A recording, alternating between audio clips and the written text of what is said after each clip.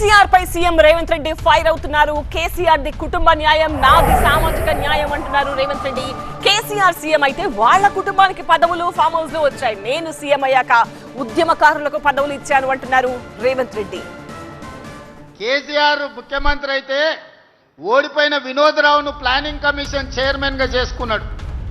కానీ నేను ముఖ్యమంత్రి అయితే కోదండరామ్ గారిని ప్రొఫెసర్, తెలంగాణ సాధించిన ప్రొఫెసర్ను ఎమ్మెల్సీగా నియమించిన.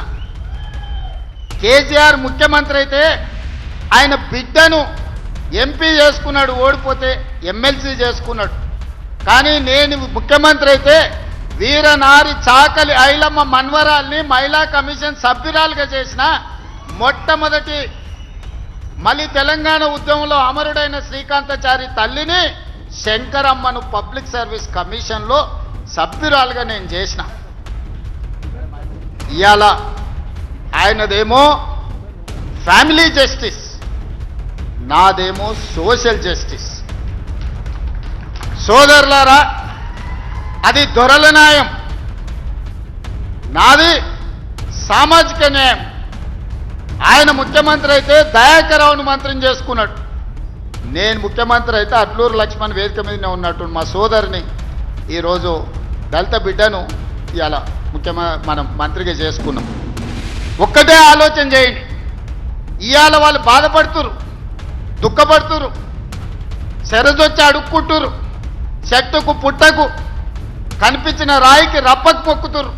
కేసీఆర్ మళ్ళీ ముఖ్యమంత్రి కావాలి ఎట్లయినా అని. ఎందుకయ్యా అంటే 1000 ఎకరాలలో ఆయన ఫామ్ హౌస్ కట్టుకున్నాడు, 100 ఎకరాలలో కొడుకు కట్టుకున్నాడు, 50 ఎకరాలలో బిడ్డ కట్టుకున్నది, 25 ఎకరాలలో అల్లుడు కట్టుకున్నాడు. మరి వాళ్ళకి ఆయనే కావాలి కదనే ముఖ్యమంత్రి.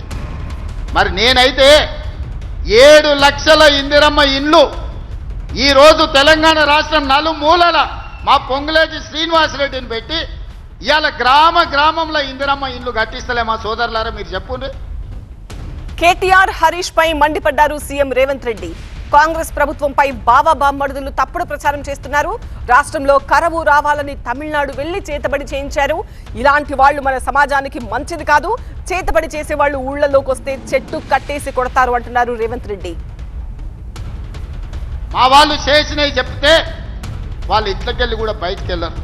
కానీ రోజు బావా బామ్మార్దులు శరోదిక్కున ఎక్కడ పడితే అక్కడ అబద్ధాలు ప్రచారం చేస్తున్నారు. ఇక అవి నమ్ముతలేరని కర్ణాటక, మహారాష్ట్ర పోయి అఘోర పూజలు చేసిరా. ఊర్లల్లో చేతబడి చేస్తారు కదా, ఈ రాష్ట్రంలో అయితే పోలీసులు నిఘా వాళ్ళు మాకు చెప్తారని తమిళనాడు, కర్ణాటకలో పోయి అఘోరారావు పోయి చేతబడి పూజలు చేసి వచ్చిండు అఘోరాలతోటి. ఇంత ఘోరం ఉంటుందా?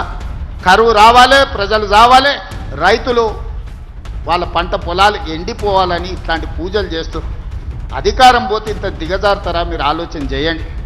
అందుకే చేతబడి చేసేటోళ్ళని ఊర్లలో చెట్లకు కట్టేసి కొడతారు. మా గౌడన్నలకు బాగా తెలుసు.